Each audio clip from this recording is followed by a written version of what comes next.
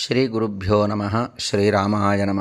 ఈరోజు ఒక గొప్ప సందర్భాన్ని మనం తెలుసుకోవాలి. సమాజంలో ఎందరో చేతి వృత్తి వాళ్ళు ఉన్నారు, ఎందరో కుల వృత్తులు ఉన్నారు, ఎందరో ఎన్నో వృత్తుల్ని ఆశ్రయించి జీవనోపాధి చేస్తూ ఉన్నారు. అన్ని వృత్తుల వారు బాగుండాలి అంటే మనం ఒక సూత్రాన్ని తెలుసుకోవాలి.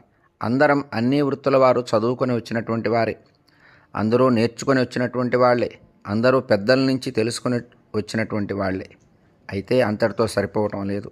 సమాజం బాగా ఎదురు చూస్తూ ఉంది. మన అవసరం, మనకు వచ్చినటువంటి కష్టాన్ని తీర్చేవాళ్ళు ఎవరున్నారా అని సమాజం ఎదురు చూస్తూ ఉంది.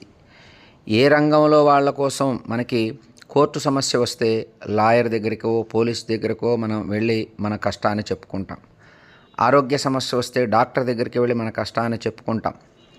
అలాగే ఏదైనా వస్తువు కావాలన్నప్పుడు పలానా షాపులో దొరుకుతుందన్నప్పుడు ఆ షాప్కి వెళ్ళి మన వివరాలన్నీ అతన్ని అడుగుతాం. ఇది ఎంత సహజమైన విషయమో ఈ వృత్తులందరూ కూడా తప్పనిసరిగా మీ దగ్గరికి ఎవరైతే మీ కస్టమర్ వస్తున్నాడో ఆ కస్టమర్కి మీ సమయాన్ని వెచ్చించండి. అతను ఏమి అడగదలుచుకున్నారో అన్నీ వినండి. విన్న తర్వాత మీరు చెప్పవలసినటువంటివి, మీ దగ్గర ఉన్నటువంటి మెళకువలు అతనికి సంపూర్ణంగా సంతృప్తి కలిగించేటట్టుగా మీరు చెప్పగలిగిన విషయాలన్నీ చెప్పాలి. అతను దాన్ని ఆచరించేటట్టుగా మీరు చెప్పగలిగితే తద్వారా నీ క్లయింట్ ఆనందం పొంది జయం పొందినప్పుడు నీ వృత్తి సక్సెస్ అయినట్లే. నువ్వు వృత్తి చేస్తున్న నువ్వు సక్సెస్ అయినట్టుగానే మనం భావన చేయాలి.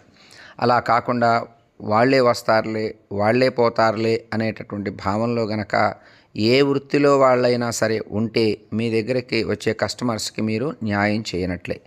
తద్వారా మీరు కూడా మీ వృత్తిని ముందుకు తీసుకోపోలేనట్లుగా మీరు భావన చేయాలి. ఏ వృత్తి వారైనా సరే జయం పొందారు అంటే మీరు చేసేటటువంటి వృత్తిని మీ క్లయింట్స్కి బాగా అర్థమయ్యేటట్టు చెప్పి వాళ్ళు ఆనందం పొందినప్పుడు వాళ్ళు 10 మందికి చెప్పి ఆ 10 మంది ఇంకొక 10 మందికి చెప్పిన ద్వారా మీరు కూడా ప్రాచుర్యం పొందుతారు. తద్వారా మీరు కూడా సంపన్నులవుతారు అని గమనించండి.